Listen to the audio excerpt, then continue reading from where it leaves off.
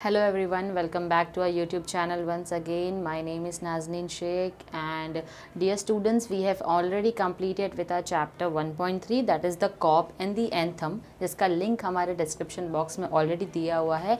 Today we are going to specifically focus on the icebreakers as well as the brainstorming. So let us just start with the icebreakers. So the first question in this chapter, which is the COP and the anthem, says that suppose you have gone to a place where the winter season is very severe. आप एक ऐसी जगह पर गए हो जहाँ पर बहुत ज़्यादा ठंड है. ठीक है, विंटर बहुत ज़्यादा है, ठंड बहुत ज़्यादा है. तो ऐसी जगह पर अगर आप जाते हो तो discuss with your partner the ways in which you would protect your self in the cold climate. अब ऐसे कोल्ड क्लाइमेट में आप अपने आप को किस तरीके से प्रोटेक्ट करोगे, क्या मेजर्स आप लोगे जिससे कि आप खुद को ठंड से बचा कर रख पाओ. Okay, ways to protect from cold climate, क्या क्या चीज़ें हम कर सकते हैं, ये चीज़ें हमने पहले भी डिस्कस किया है, but let us just discuss once again. Wear warm clothes in layers, यानी कि अब ज़्यादा ठंड से बचने के लिए जो हम वार्म कपड़े पहन सकते हैं, गर्म कपड़े जो पहन सकते हैं. लेयर्स मतलब 2 या 3 लेयर्स में हम कपड़े पहन सकते हैं.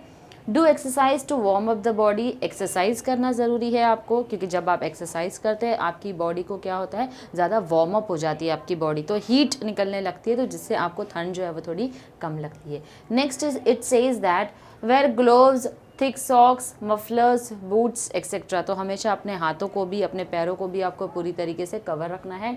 Drink lots of fluids and eat hot meals, यानी कि जितना हो सके उतना ज़्यादा जो भी आप कंज्यूम कर रहे हो, चाहे वो ड्रिंक्स में हो चाहे वो आपके फूड में हो, आपको गर्म खाना और गर्म पानी ही ज़्यादा से ज़्यादा या गर्म चीज़ों का कंजम्पशन ज़्यादा करना है.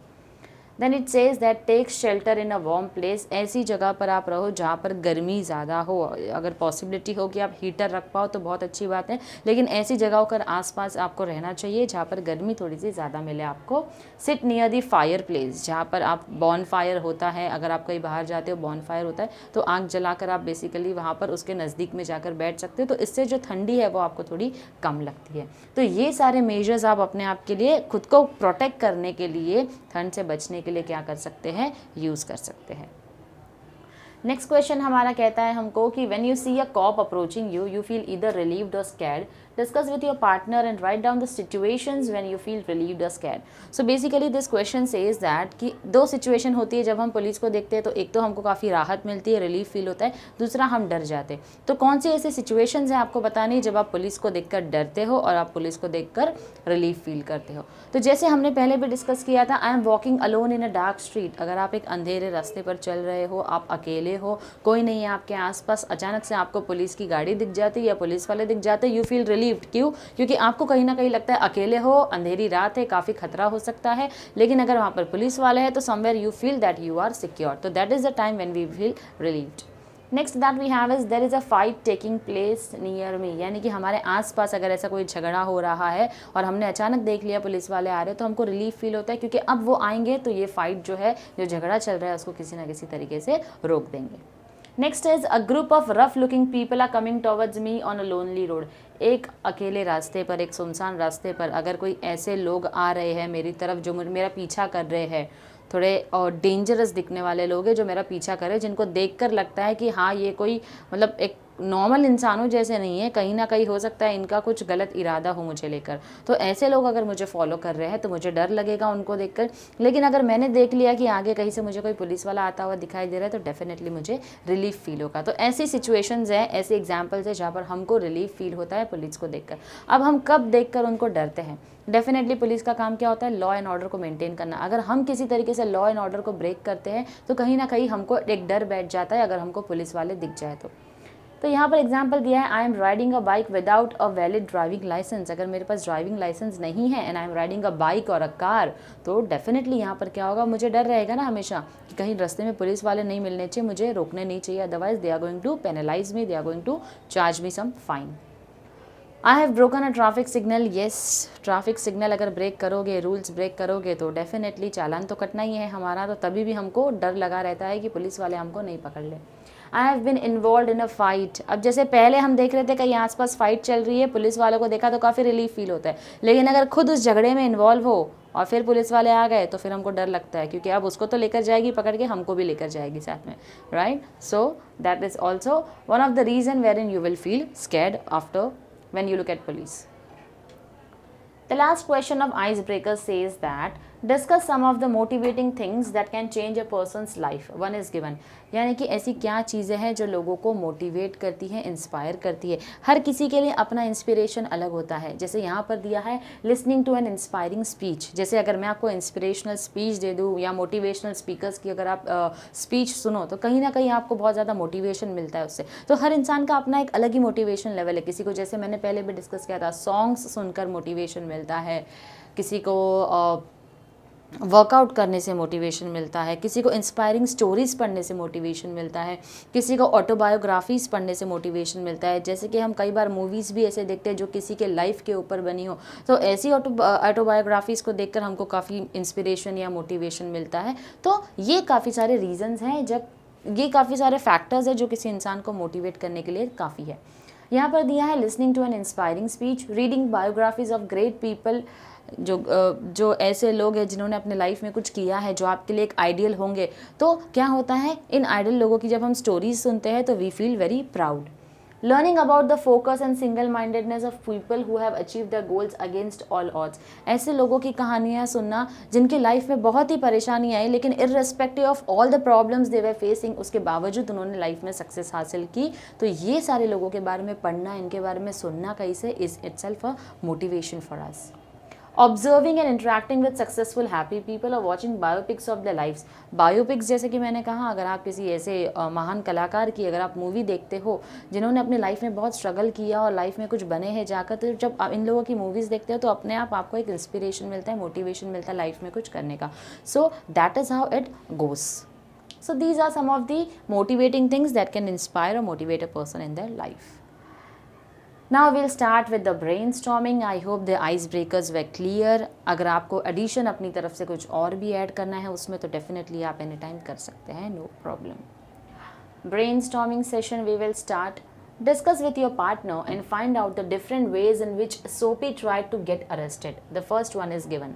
अब यहाँ पर आपको बताना है ऐसा कौन सा तरीका जो हमारा कैरेक्टर था इस पूरी स्टोरी में, सोपी काफ़ी ही इंटरेस्टिंग कैरेक्टर था जिसके बारे में हमने पढ़ा है कि उसकी जो ड्रीम हुआ करती थी वो कुछ ऐसी थी कि उसे जेल में जाना था। तो अब जेल में जाने के लिए उसने ऐसी क्या क्या तरीके अपनाए थे, क्या क्या स्ट्रैटेजी अपनाई थी जिससे वो जेल में जा सकता था। आइए देखते हैं क्या क्या स्ट्रैटेजीज थी उसकी। पहली थी जो यहाँ पर ऑलरेडी मेंशन की है, try to enter a luxurious cafe. यानी कि सबसे पहले उसने कोशिश की थी कि किसी लग्जूरियस कैफ़े में जाता, वो खाना खाऊंगा, बिल देने के लिए पैसे नहीं, अपने आप मुझे उठाकर पुलिस में दे देंगे। ये उसने सबसे पहला काम किया था। दूसरा काम किया था, थ्री व stone and broke a shop window. जैसे हमने देखा था कि एक शॉप थी जहाँ पर कांच था, जहाँ पर ग्लास लगा हुआ था। तो ऑलरेडी उस शॉप पर जहाँ पर ग्लास लगा हुआ था तो उसने क्या किया था, उस ग्लास को ब्रेक कर दिया था ताकि पुलिस आए, मुझे पकड़े और मुझे लेकर जाए। लेकिन फिर उसका फिर से वो प्लान भी फेल हो गया।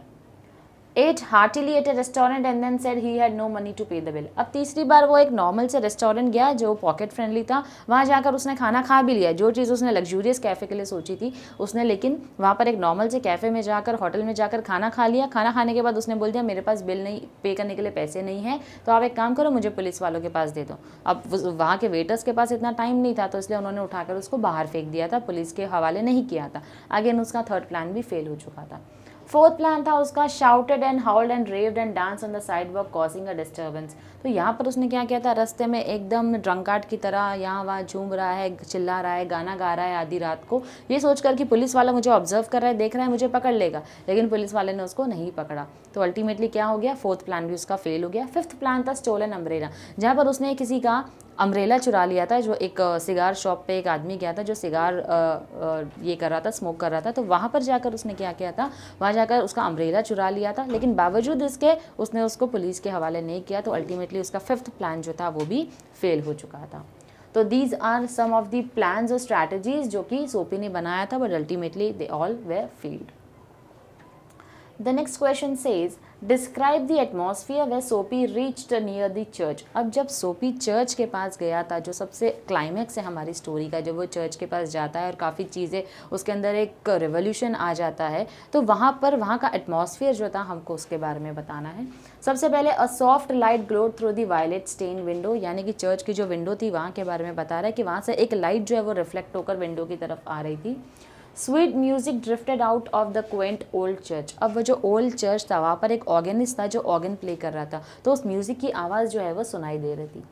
There was a full radiant moon and a few vehicles and pedestrians. अब वहाँ पर जो बता रहा है वो ये बता रहा है कि वहाँ पर एक फुल मून था जो रेडियंट था, यानी बहुत ज़्यादा शाइन कर रहा था, फुल मून था। और उसी के साथ साथ वो हमको क्या बता रहा है कि वहाँ पर फ्यू व्हीकल्स एंड पेडिस्ट्रियंस है, यानी कि गाड़ी की क्वांटिटी भी कम हो चुकी थी, लेकिन कुछ पेडिस्ट्रियंस यानी कि जो वॉक करके जाते हैं वहाँ पर उन लोगों की भी कमी थी। बहुत ज़्यादा नहीं थे, but limited vehicles and pedestrians थे। लास्ट में स्पैरोज ट्वीटर्ड स्लीपली इन द ईव्स, यानी कि जो वहाँ पर जो स्पैरोज थे, जो बर्ड्स थे, उन्होंने क्या किया था, अपना ईव्स बनाया था, अपना घर बना रखा था, तो अपने घोंसले में जाकर वो लोग क्या हो गए थे, ऑलमोस्ट सो चुके थे। तो थोड़ी थोड़ी इनकी ट्विटरिंग की आवाज़ आ रही थी, but they were quite asleep.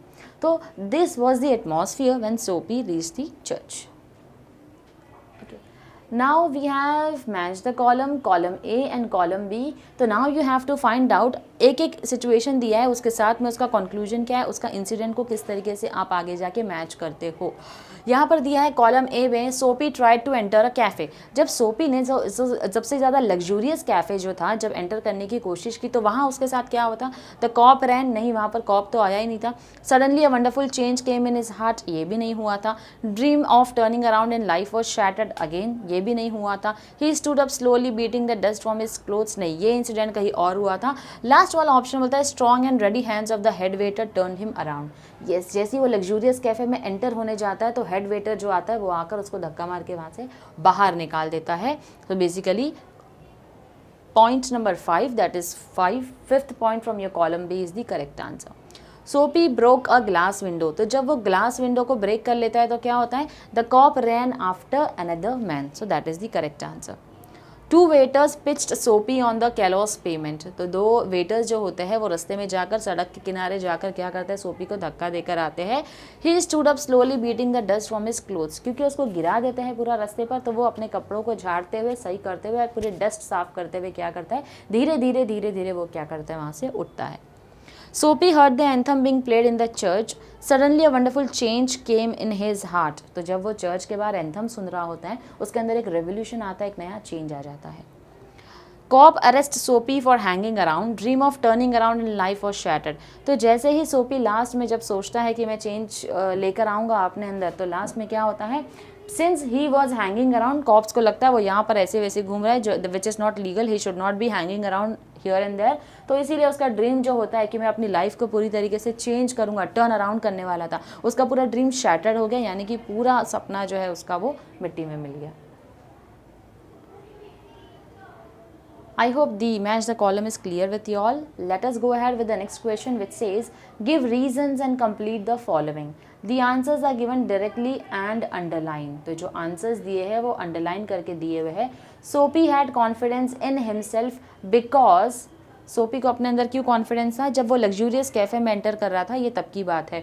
तो क्यों उसको खुद के ऊपर कॉन्फिडेंस था, he was shaven, his coat was trim and he had a neat black bow, the portion of him showed about the table look respectable and would raise no doubt in the waiter's mind.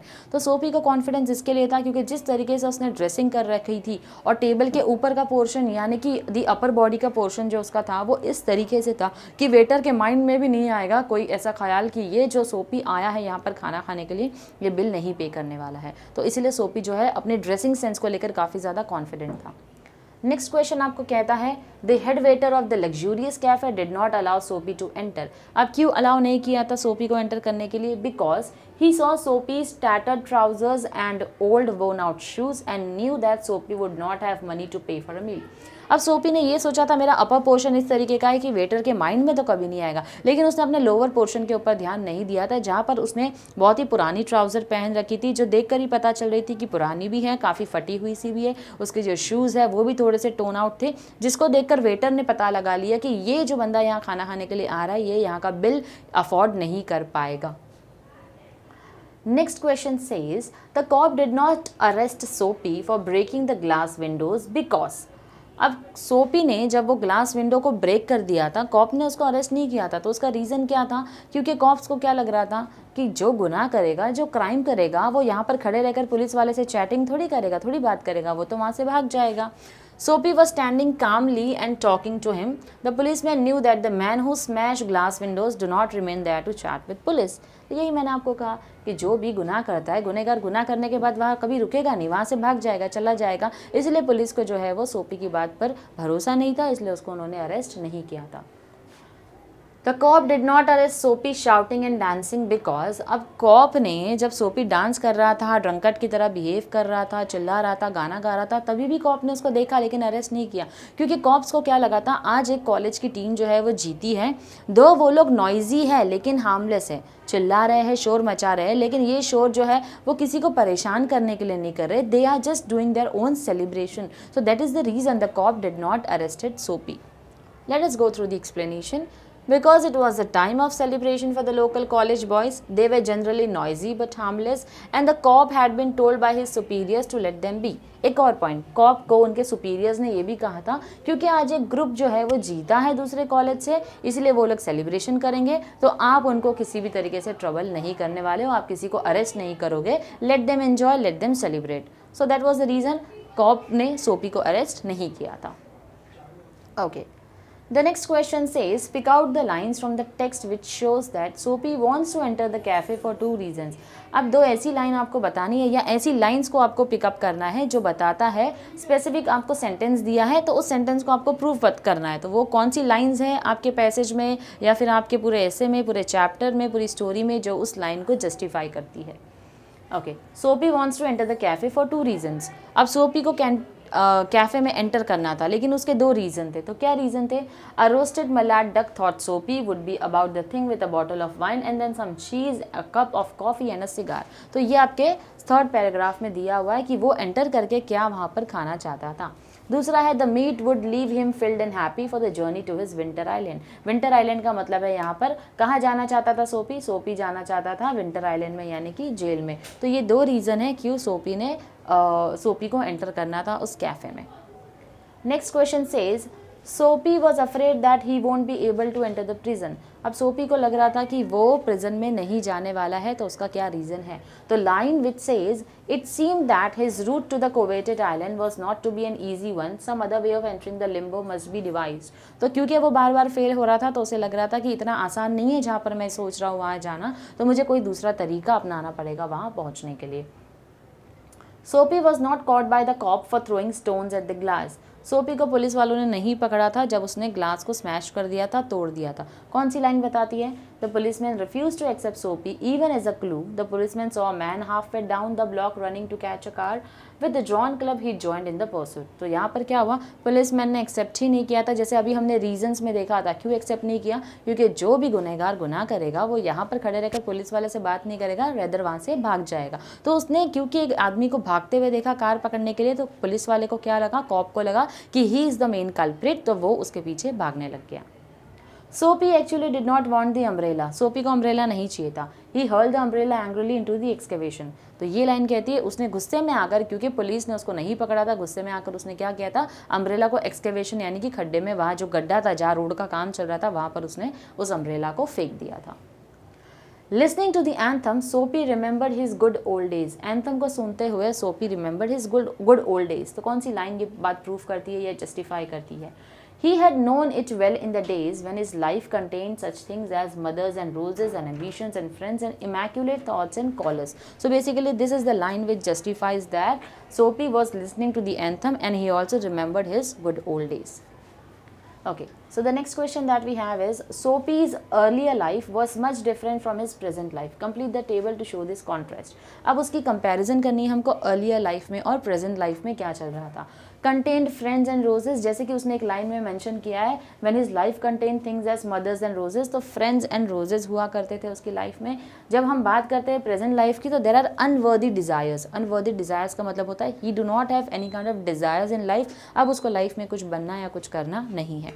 Next says, eager ambitious, that he was ambitious enough. पहले उसकी life में ambition हुआ करते थे, उससे कुछ बनना था, but right now in his present life there are dead hopes. अब किसी तरीके की उम्मीद उसको नहीं है। डिग्रेडेड डेज यानी कि बहुत ही बुरे वक्त से वो गुजर रहा था प्रेजेंट लाइफ में। Earlier life clean thoughts and clothes, present life wrecked faculties and base motives. So earlier life में he was quite clear about his thoughts कि उसको life में क्या करना है, but right now in his present life he has no idea where he is going, what he is doing with his life. So that was the two different situation कि past life में, earlier life में वो क्या करता था और present life में what was his situation. Coming to the next question. After listening to the sweet and solemn organ notes, Soapy decides to, जब वो organ notes सुन रहा होता है उस चर्च के बाहर खड़े रहकर, तो वो क्या चीज़ सोचता है, क्या आगे अपना डिसीजन लेता है? Pull himself out of the mirror, conquer the evil that had enslaved him and make a man of himself again. Resurrect his old eager ambitions and pursue them without faltering. Go to the downtown district and find work. तो जैसे हमने last paragraph में अपने देखा था कि Soapy ने क्या सोचा कि अभी मैंने लाइफ में अपने आप को इस इतने बुरे वक्त में मैंने खुद अपने आप को डाल दिया है, ऐसे गड्ढे में खुद को मैं गिरा चुका हूँ जहाँ से मैं बाहर नहीं आ पा रहा हूँ, लेकिन मैं कोशिश करूँगा इन चीज़ों से बाहर आने की, अपना फिर से एक अच्छा वक्त लेकर आऊँगा और उसी के साथ साथ टाउन में जाऊँगा और वहाँ जाकर, पहले उसको किसी एक फर इम्पोर्टर ने जॉब ऑफर की थी, तो जाकर फिर से मैं क्या करूँगा, उस जॉब को ढूंढूंगा और अपनी लाइफ को वापस से सेटल करूँगा। सो that is what he had thought. तो ये जो 3 लाइन आपको ऑलरेडी आपके पैसेज में दी हुई है, वो आपको बताना है कि उस ऑर्गन को सुनते हुए, उस नोट्स को, उस म्यूज़िक को सुनते हुए उसके माइंड में क्या चल रहा था। Now here it says that write an incident in which you did something wrong and repented for it later. Give reasons. Now there has to be a story, there has to be a personal story which you need to mention. अगर आपको कोई ऐसा experience नहीं भी हुआ है तो again if a question is being asked in your exam, you have to make a story on your own and then you have to write it. So the question says ऐसा incident आपको mention करना है जहाँ पर आपकी वजह से कभी किसी को परेशानी हो गई थी और आपको later उस बात का बहुत बुरा लगा कि मेरी वजह से किसी को परेशानी हो गई है और आपने उसको रिपेंट किया, अपना पश्चाताप जो था आपको, तो आपने अपने बिहेवियर को सुधार दिया। तो यहाँ पर एक इंसिडेंट दिया हुआ है, a lady who stayed in my building used to shout at me for playing noisily under her window. तो यहाँ पर जो राइटर है उसने एक इंसिडेंट शेयर किया है कि उसने किसी लेडी को परेशान किया था, तो उनके घर के बाहर खेल रहा था तो काफ़ी ज़्यादा चिल्लाता था, तो हर बार वो लेडी आकर उसको डांट देती थी। तो एक बार उसको गुस्सा आ गया तो उसने क्या कर दिया, गुस्से में आकर उसकी जो विंडो थी उसको ब्रेक कर दिया, पत्थर फेंक कर मार दिया। तो उसको बहुत ही लाउड नॉइज़ आई थी कि किसी के चिल्लाने की आवाज़ आई। बाद में उसको पता चला कि उसने जो पत्थर फेंक कर मारा तो उस लेडी को इंजर कर दिया था, तो उसको उस बात का बहुत बुरा लगा था। दो उसने जाकर बाद में कन्फ्रंट नहीं किया कि मैंने ही पत्थर फेंक कर मारा था, लेकिन उसके बाद उसने अपना बिहेवियर जो है वो सुधार दिया उस लेडी के साथ। तो इस तरीके से आपको अपनी कोई स्टोरी जो है वो मेंशन करनी है अगर आपको एग्जाम में पूछा जाता है तो। Next, O. Henry has used different words to indicate prison where Soapy wants to reach. Make a list of those words from the extract. तो prison के लिए बहुत सारे अलग अलग टर्म्स जो है वो O. Henry यानी जो ऑथर इन्होंने यूज़ किए, तो you need to mention what are those words. एक तो है हमारा द आइलैंड, विंटर आइलैंड भी बोला गया है उसको, और एक आर्केडिया भी बोला गया है। तो these are the terminologies used to address the term prison.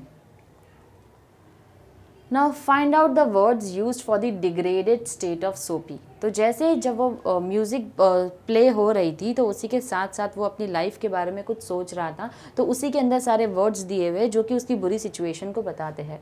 The pit into which he had tumbled, the degraded days, unworthy desires, dead hopes, wrecked faculties, base motives, mire, evil that had enslaved him. So these are the words जो बताती है कि उसके कितने बुरे दिन चल रहे थे।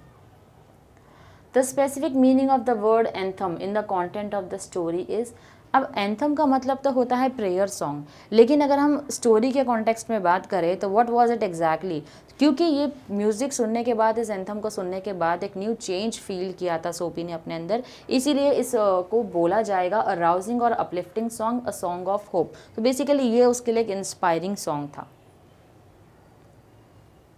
The next question that we have is, convert the following sentences into negative without changing their meanings. तो यहाँ पर affirmative sentences दिए हैं जो आपको क्या करना है, नेगेटिव में कन्वर्ट करना है, बट उसका मीनिंग नहीं चेंज होना चाहिए। The policeman refused to accept Soapy even as a clue. तो refused to accept का मतलब होता है he did not accept, तो basically the answer would be the policeman did not accept Soapy even as a clue. Next says Soapy drifted along twice unsuccessful. तो unsuccessful हमको जो है उसको ब्रेक करना है, नेगेटिव फॉर्म में लेकर आना है. Soapy drifted along not being successful twice. Soapy stopped his unavailing racket. Stopped हो गया तो उसका मतलब ही डिड नॉट कंटिन्यू. तो अपोजिट वर्ड्स को यूज करते हुए आपको नेगेटिव सेंटेंस फ्रेम करना है. Soapy did not continue his unavailing racket. The next sentence is the island seemed very far away. तो वेरी फार है तो क्या होगा, island did not seem to be anywhere. The island seemed an unattainable Arcadia. The island seemed an Arcadia which could not be attained. तो unattainable को हमने क्या कर दिया, उसका opposite attainable use करके sentence को negative में convert कर दिया. So that's how you convert a positive sentence or an affirmative sentence into negative. Now we have convert the following sentences into the affirmative without changing their meanings. अब negative sentence दिया है तो आपको उसका opposite ढूंढकर क्या करना है, आपको affirmative यानी positive में convert करना है. Men who smash windows do not remain to chat with the police. तो do not remain का क्या होगा यहाँ पर, men who smash windows refrain from remaining at the site to chat with the police. So basically यहाँ पर do not remain को क्या कर दिया उन्होंने, refrain कर दिया है. Why don't you call a cop? That means आप पुलिस को क्यों नहीं बुलाते, तो instead you must call a cop. So ultimately it gives you the same meaning. On the opposite side of the street was a restaurant of no great pretension. तो no great pretension का हमने क्या कर दिया है, no को हटाकर unpretentious restaurant कर दिया है, उसका अपोजिट कर दिया है. Noisy but no harm. तो basically it comes as noisy but harmless. They seem to regard him as a king who could do no wrong.